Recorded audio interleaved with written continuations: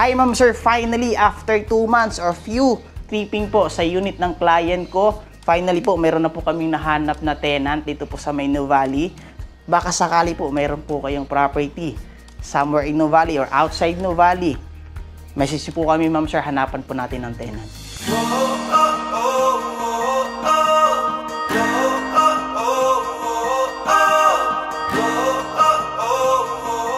So we're finally here na po. So inaantay na lang namin si client at saka yung may-ari ng unit po para po i-meet namin to settle the contract po. So anyway ma'am sir, just to give you a quick background lang, ito pong may-ari ng unit na ito po yung client ko way back 2017. At tinutulungan ko po siya sa property niya na mahanapan ng renta. So inaantay lang po namin sir, si client at saka si tenant po.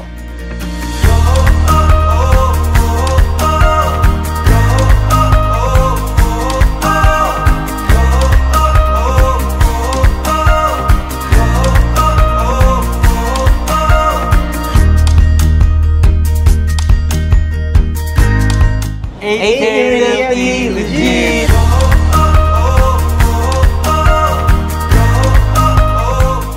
Finally ma'am sir, tapos na po yung sa signing of contract namin. So baka po sakali ma'am sir, mayroon po kayong unit na available or house and lot dito sa Nuvali. Instead na naluluma yung house and lot nyo, message nyo po kami ma'am sir, tulungan po namin kayo na hanapan ng tenant.